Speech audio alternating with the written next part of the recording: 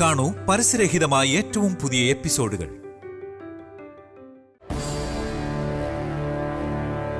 മോനെ ശിവ, മോളെ കെയർഫുൾ ആയിരിക്കണം.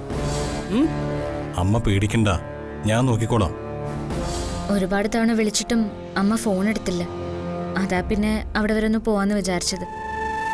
എന്നോടുള്ള ദേഷ്യം ഇതുവരെ തീർന്നു കാണില്ല. എന്തൊക്കെ സംഭവിച്ചാലും എനിക്കൊന്ന് പോയി കണ്ടേ പറ്റൂ. ആ കാല് പിടിച്ച് മാപ്പ് പറയണം. അത് വേണം മോളെ. രണ്ടുപേരും അമ്മയെ പോയി കാണണം, അനുഗ്രഹം മേടിക്കണം. ചെല്ലു മക്കളെ, ചെല്ല്. ശരി അമ്മ. ശിവ,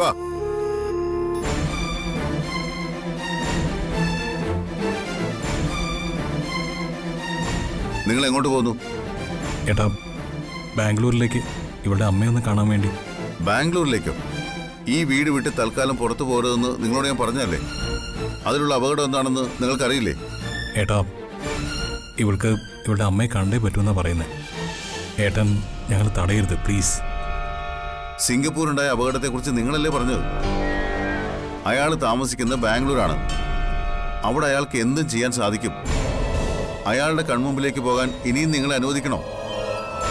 അങ്ങോട്ട് പോയാൽ അപകടം ഒന്നും സംഭവിക്കില്ലെന്ന് എന്താ ഉറപ്പ്? ഏട്ടൻ ക്ഷമിക്കണം.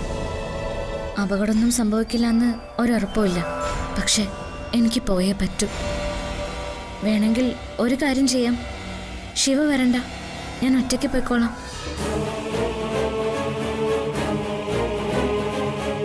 അങ്ങനെ ഒറ്റയ്ക്ക് വിടാൻ ഞാൻ സമ്മതിക്കില്ല. ഞാനും കൂടെ വരാം.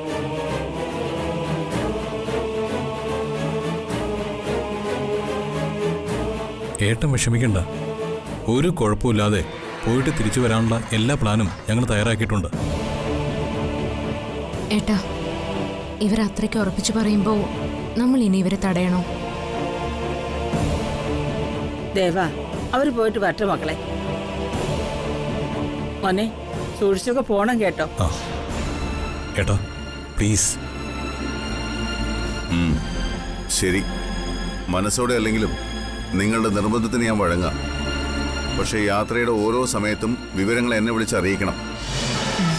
വഴിയിൽ സംശയാസ്പദമായി എന്തെങ്കിലും സംഭവിച്ചാൽ അപ്പം തന്നെ എന്നെ വിളിക്കണം. മനസ്സിലായോ? ശരി ഏട്ടാ. ഏട്ടന്റെ അമ്മയുടെ അനുഗ്രഹം ഉണ്ടെങ്കിൽ ഞങ്ങൾക്കൊന്നും സംഭവിക്കില്ല. ഏട്ടാ, ഏട്ടനെ പറഞ്ഞ് സമ്മതിപ്പിച്ചോളാന്ന് ഞാൻ പറഞ്ഞതുകൊണ്ടാ ഇവർ ഈ യാത്രയ്ക്ക് തയ്യാറായത്. നീയോ? നിന്നോട് ആര് പറഞ്ഞു അങ്ങനെ ഇവരോട് പറയാൻ?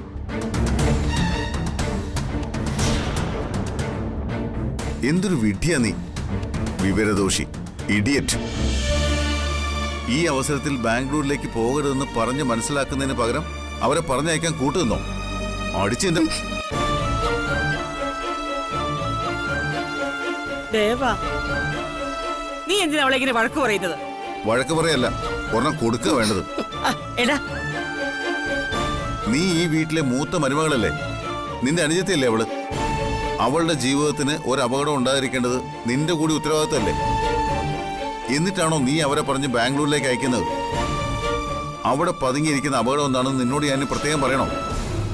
ഫൂൾ.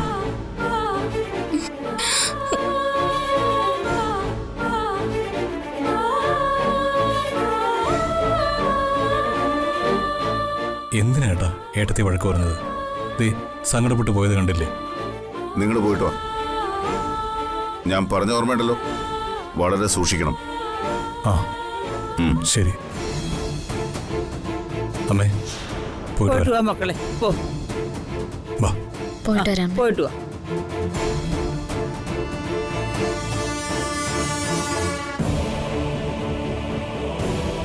മൈ ലിറ്റിൽ കണ്ട, ഇവരെന്തൊക്കെയായി കാണിക്കുന്നത്?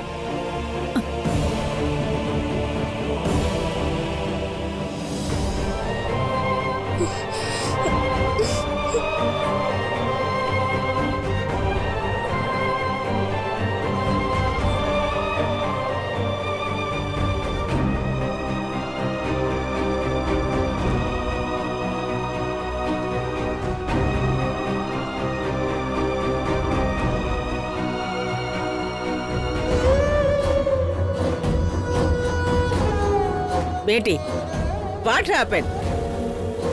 അവൻ നിന്നെ വഴക്ക് പറഞ്ഞതിന് നീ എന്തിനാ എന്നോട് ദേഷ്യപ്പെടുന്നത്?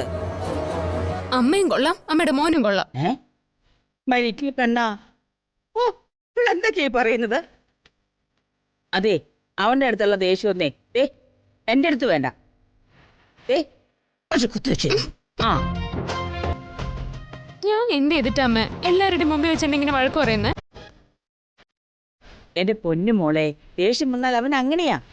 പിന്നെ കണ്ടു കാണില്ല. ആരോടാ എന്താ പറയുന്നോന്നേ ഒരു പിടിയും കിട്ടൂല.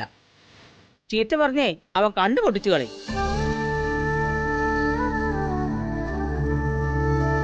ഹസ്ബൻഡും വൈഫും തമ്മില് ഡീപ്പ് ലവിനിരുന്നാല് ഒരു ചെറിയ കാര്യം മതി വഴക്കിടാൻ. ഹസ്ബൻഡ് അറിയാതെ ഒരു കാര്യം വൈഫിനുണ്ടാവരുതെന്ന് ഹസ്ബൻഡ് ആഗ്രഹിക്കും. തിരിച്ച് വൈഫും അതുപോലെ ആഗ്രഹിക്കും.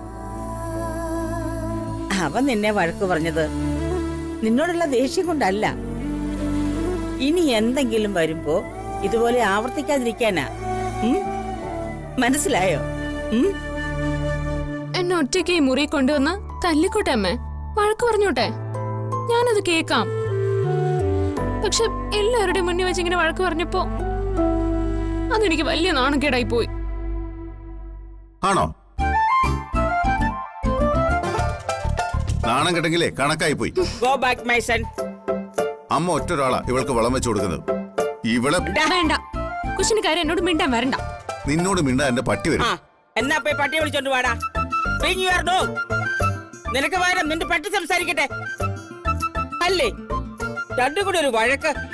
അതെ, ഇവിടെ ഇങ്ങനെ വഴക്കിടാനും പരിഭവിക്കാനും ഒന്നും പറ്റത്തില്ല. ഷെയ്ക്കാൻ്റെ ഓടാ. ഷെയ്ക്കാൻ്റെ ഓടാ. കണ്ടില്ലേ അമ്മേ, എന്നോടുള്ള ദേഷ്യം ഇപ്പോഴും മനസ്സിൽ കിടപ്പുണ്ട്. അതാ ഈ ദുഷ്ട ഇങ്ങനെ കാണിക്കുന്നത്. ദുഷ്ടൻ നിന്റെ മൈസൺ പറഞ്ഞത് മതി. കൈ കൊടുറാ, കൈ കൊടുക്കാൻ. ചിരിച്ചോണ്ട് കൈ കൊടുക്കടാ. മോളെ കൈ കൊടുക്ക. ചിരിക്കണം, ചിരിക്കും മോളെ. ഇനി നിങ്ങളായി, നിങ്ങളുടെ പാടായി. അല്ല പിന്നെ.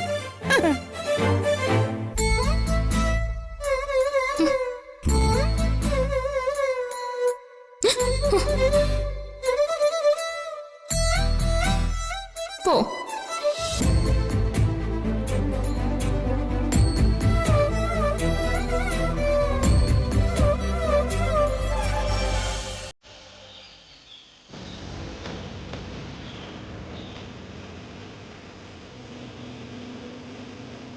ആ ദേ അവിടെ വളരെ പഴക്കമുള്ളൊരു ക്ഷേത്രമുണ്ട്. ഇവിടെ കാഴ്ച കാണാൻ വരുന്നവരൊക്കെ ആ അമ്പലത്തിൽ തൊഴുതേ മടങ്ങാറുള്ളൂ. ഈ മലമുകളിൽ ഒരു ക്ഷേത്രം സ്ഥാപിച്ചവരെ സമ്മതിക്കണം. എടാ, നമ്മുടെ പള്ളികളും മോസ്കുകളും എല്ലാം ഇതുപോലെ റിസ്ക് എടുത്ത് തന്നെയാണ് പണിതിരിക്കുന്നത്. കാലൊക്കെ വേദനിക്കുന്നു. വെറുതെ തിന്നു കുടിച്ചിരിക്കല്ലേ, ശരീരമൊക്കെ ഒന്ന് ഇളകട്ടെ. അനങ്ങി വയ്യ. ബാലു, നമുക്കിവിടെ കുറച്ചു നേരം ഇരിക്കാം. ഹലോ, അത് പറ്റില്ല. ഇതിന്റെ മുകളിൽ എത്തിയിട്ടേ നമുക്ക് ഇനി വിശ്രമമാണ്. വാ വാ, എനിക്ക് വാ, നടക്ക്.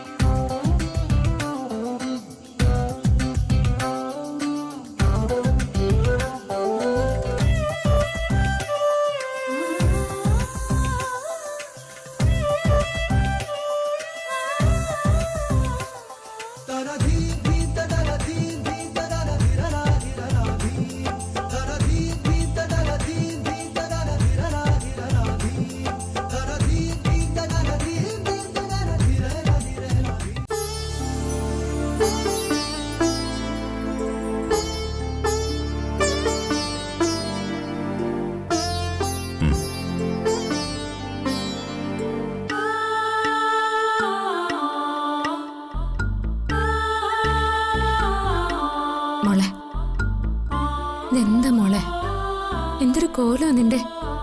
അതെ, ഇങ്ങനെ ഉണ്ണാതെ ഉറങ്ങാതെ ഇരുന്നുകൊണ്ട് പ്രശ്നങ്ങളൊക്കെ അവസാനിക്കും. എല്ലാം എന്റെ എടുത്തേട്ടം കൊണ്ട് പറ്റിയതല്ലേ ഏട്ടാ, ഞാൻ തന്നെ അനുഭവിക്കണം. ഇതൊക്കെ എല്ലാവരുടെയും ജീവിതത്തിൽ ഉണ്ടാവുന്ന, ചിലരുടെ ജീവിതത്തിൽ അത് കൂടുതലായി ബാധിക്കും, ചിലരൊക്കെ അതിനെ അതിജീവിക്കും. എനിക്ക് ഒന്നിനും തോന്നുന്നില്ല ഏട്ടാ. സമാധാനത്തോടെ ഒരിടത്ത് ഇരിക്കാൻ പോലും പറ്റുന്നില്ല. ഈ ലോകത്ത് ഒരു പെണ്ണിനെ സ്നേഹിക്കാൻ പോലും അവകാശമില്ല. അതുപോലുള്ള ദുഷ്ടന്മാരാ ചുറ്റും വല വരച്ചിരിക്കുന്ന. സ്നേഹിക്കാനൊക്കെ എല്ലാവർക്കും അവകാശമുണ്ട്. എല്ലാവർക്കും സ്നേഹം കിട്ടുകയും ചെയ്യും. പക്ഷേ നമ്മൾ തിരഞ്ഞെടുക്കുന്നത് കുറച്ച് ശ്രദ്ധിച്ചു വേണമെന്ന് മാത്രം. ചേച്ചിക്ക് ആ ഭാഗ്യം കിട്ടി. ഇതുപോലൊരാളെ ലോകത്ത് വേറെ ആർക്കും കിട്ടില്ല. അങ്ങനെയല്ല പ്രിയ, ലോകത്ത് ഇതുപോലെ പ്രശ്നങ്ങളിൽ പെടുന്ന ഒരുപാട് പെൺകുട്ടികളുണ്ട്. അവരൊന്നും ആത്മഹത്യ ചെയ്യുകയല്ല ചെയ്യുന്നത്. ജീവിതം ഒരു മുറിക്കുള്ളിൽ അടച്ചിടുകയല്ല ചെയ്യുന്നത്. പോടാ പുല്ല് എന്നും പറഞ്ഞ് പകൽ വെളിച്ചത്തിൽ നല്ല അന്തസ്സോടെ ഇറങ്ങി നടക്കും. പുതിയ ജോലികൾ ചെയ്യും, പുതിയ കാഴ്ചകൾ കാണും, പുതിയ സന്തോഷങ്ങളിലേക്ക് പറന്നു പോകും. നീയും അങ്ങനെയാ ചെയ്യേണ്ടത്. ആദ്യം മനസ്സൊന്ന് ശാന്താവട്ടെ ഏട്ടാ. എന്റെ മനസ്സൊന്ന് നേരെ നിൽക്കുന്നില്ല. അതൊക്കെ ശരിയാവും. ഒരു 2 ദിവസം ഞാൻ വേണമെങ്കിൽ നിന്റെ കൂടെ നിൽക്കാം. അത് കഴിഞ്ഞാലോ?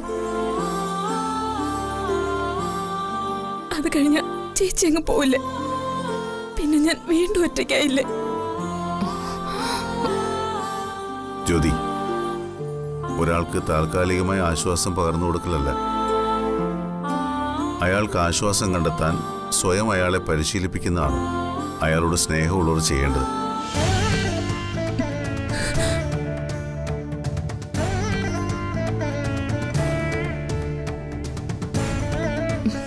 നമ്മളിപ്പോ എന്ത് ചെയ്യും ഏട്ടാ? ഇവളിങ്ങനെയൊക്കെ പറഞ്ഞുകൊണ്ടിരുന്ന നമുക്ക് എങ്ങനെ സമാധാനം കിട്ടുന്ന? ഒരു കാര്യം ചെയ്, എന്തായാലും 2 ദിവസം നീ പ്രിയയുടെ കൂടെ നിൽക്കാമെന്ന് സമ്മതിച്ചില്ലേ? തൽക്കാലം നിങ്ങൾ ഇവിടെ നിൽക്കണ്ട. പിന്നെ പിന്നെ ഇവളെയും കൂട്ടി അമരാവതിയിലേക്ക് വരാനോ? ഇല്ല, ഞാനില്ല അമരാവതിയിലേക്ക്. ആരുടെയും മുഖത്ത് നോക്കാൻ എനിക്ക് വയ്യ. വേണ്ട, അമരാവതിയിലേക്കും വരണ്ട. പിന്നെ നല്ല സമാധാനം കിട്ടുന്ന ഏതെങ്കിലും ഒരു സ്ഥലത്തേക്ക് നിങ്ങൾ രണ്ടുപേരും കൂടി പോകും.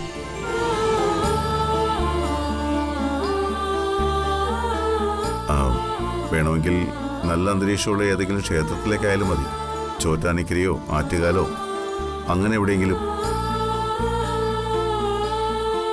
ഈശ്വര സാന്നിധ്യമുള്ള സ്ഥലത്താവുമ്പോൾ സമാധാനമായിട്ട് 2 ദിവസം ഇരിക്കാനും പറ്റും. കുറച്ച് കാഴ്ചകൾ കാണാം, ദൈവങ്ങളെ തൊഴാം, മനസ്സൊന്ന് ശാന്തമാവും. അങ്ങനെയാണെങ്കിൽ ഏട്ടനും കൂടെ വാ, നമുക്ക് ഒരുമിച്ച് പോവാലോ. അയ്യോ, എനിക്ക് വരാൻ പറ്റില്ല. ഓഫീസിൽ കുറച്ച് ജോലികളുണ്ട്.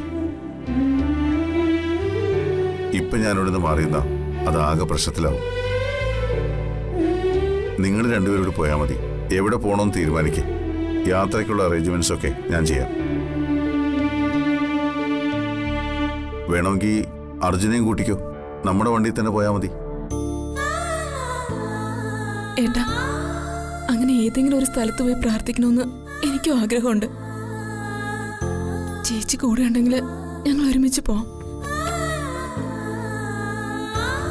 എനിക്ക് തൽക്കാലം ഇവിടെ നിന്ന് മാറി നിന്നേ പറ്റൂ, 2 ദിവസത്തേക്കെങ്കിലും. ആ, അപ്പൊ പിന്നെ ഞാൻ പറഞ്ഞ തന്നെയാ നല്ലത്. പോകുന്ന സ്ഥലം ഏതാന്ന് തീരുമാനിച്ചിട്ട് പറഞ്ഞാൽ മതി എന്നോട്. അർജുനോട് പറയാം.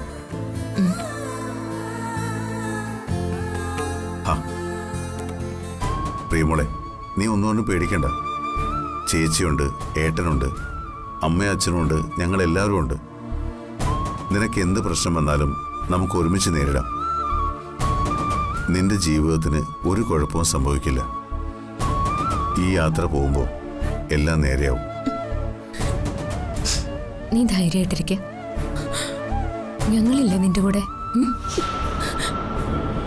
ഇങ്ങനെ ഒരു ഏട്ടനെയും ചേച്ചിയും കിട്ടിയതാ എന്റെ ഏറ്റവും വലിയ ഭാഗ്യം.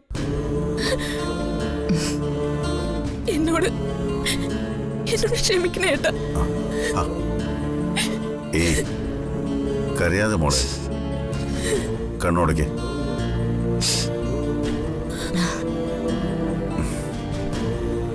നാളെ യാത്രയ്ക്ക് പോകാനുള്ള ഒരുക്കങ്ങൾ ചെയ്തു.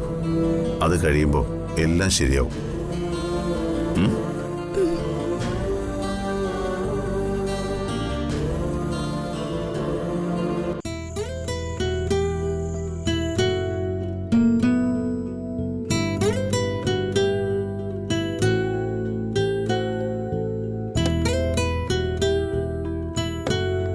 ഏട്ടനും കൂടി വരായിരുന്നു. വരായിരുന്നു, പക്ഷേ നാളത്തെ ദിവസം എനിക്ക് റെസ്റ്റോറൻറ്റിൽ നിന്ന് മാറി നിൽക്കാൻ പറ്റില്ല. നിങ്ങൾ പോയാൽ മതി, ദൂരെയെങ്ങും അല്ലല്ലോ. ആ മാത്രമല്ല നമ്മുടെ വണ്ടി തന്നെയല്ലേ പോകുന്നത്, അർജുനും കൂടെ ഉണ്ടാവും. പിന്നെന്താ പ്രശ്നം? എന്നാലും ആളുകളൊക്കെ എന്താ വിചാരിക്കുക? ഒന്നും വിചാരിക്കില്ല. കൂടിപ്പോയ ആണുങ്ങളില്ലാത്ത തറവാട്ടിലെ സ്ത്രീകളാണെന്ന് വിചാരിക്കും. അതിന്റെ കുറവ് ഞാൻ അങ്ങ് സഹിച്ചു. എന്നാലും ഏട്ടാ. കൊഞ്ചല്ലേ പെണ്ണേ, എനിക്ക് സമയം തീരെ ഇല്ലാത്തോണ്ടല്ലേ. ആ പിന്നെ പ്രിയെ ശ്രദ്ധിച്ചോണം. അതുകൊണ്ടാ ഏട്ടനോടും കൂടി വരാൻ ഞാൻ പറഞ്ഞേ. ഞാൻ പറഞ്ഞില്ലേ, വരാൻ പറ്റാത്തോണ്ടല്ലേ. നീ കിടക്കാൻ നോക്ക്.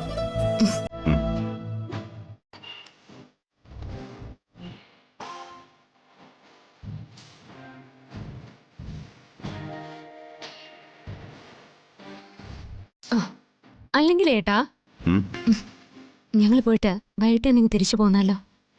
എന്തിന്? പ്രിയയുടെ മൈൻഡ് ഒന്ന് ഫ്രഷ് ആവാൻ വേണ്ടിയല്ലേ അവിടെ പോകുന്നത്? അതല്ല. പിന്നെന്താ? ഒരു ദിവസം ഏട്ടനെ പിരിഞ്ഞിരിക്കാന്നൊക്കെ പറഞ്ഞ. ഒരു ദിവസം പോലും എന്നെ പിരിഞ്ഞിരിക്കാൻ പറ്റില്ല എനിക്ക്. അപ്പൊ ഞാനങ്ങ് തട്ടിപ്പോയാൽ എന്ത് ചെയ്യും? പിന്നെ എങ്ങനെ ജീവിക്കും? ധനാശം പറഞ്ഞോണ്ടല്ലോ, ഭർത്താവൊന്നും ഞാൻ നോക്കില്ല.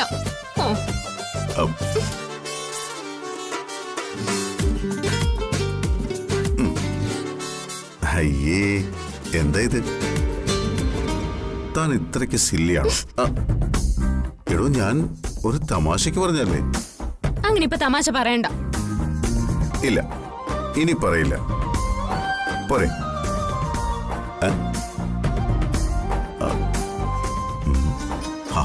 ഒന്ന് നോക്കൂടെ ഇങ്ങോട്ട്.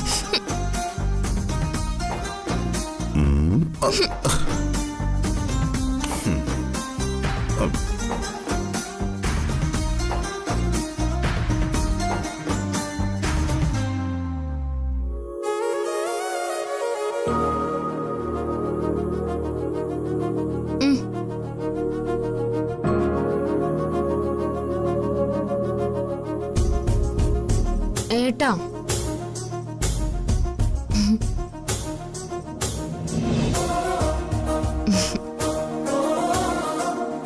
ഏട്ടാ, തമാശക്കാണെങ്കിൽ പോലും ഇങ്ങനൊന്നും പറയല്ല ഏട്ടാ. ഏട്ടനെ പിരിഞ്ഞ് ഒരു നിമിഷം പോലും ഇരിക്കുന്നതിനെ പറ്റി എനിക്ക് ആലോചിക്കാൻ പോലും പറ്റില്ല. അത് സാരമില്ലടോ. തൽക്കാലം നിങ്ങൾ പോയിട്ട് വാ. എത്രയും വേഗം നമുക്ക് പ്രിയയുടെ വിവാഹം നടത്തണം. അവിനാശിന്റെ കയ്യിൽ നിന്ന് അവളെ രക്ഷിച്ചെടുക്കണ്ടേ നമുക്ക്? താൻ കിടക്കാൻ നോക്കാം, രാവിലെ പോകണ്ടല്ലേ.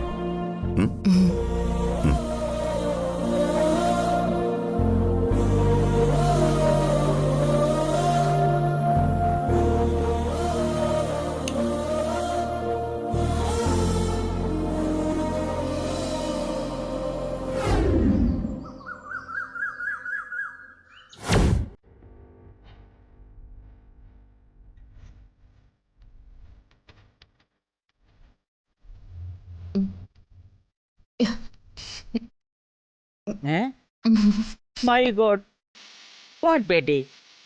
It's nostalgic. No eating. You see too much Betty. ഇത് എന്തായി കാണിക്കുന്നേ? ഇവിടെ ഇരുന്ന് ആഹാരം കഴിച്ചു കൂടെ? ഒട്ടും സമയമില്ലമ്മേ. ഇപ്പൊ തന്നെ നേരം വൈകിപ്പോയി. ഓഫീസിൽ പോകുന്ന കഴിക്കേ എന്നെ അങ്ങോട്ട് വിടാന്ന് പറഞ്ഞത് ഏട്ടൻ. ഞാനാ വേണ്ടെന്ന് പറഞ്ഞത്.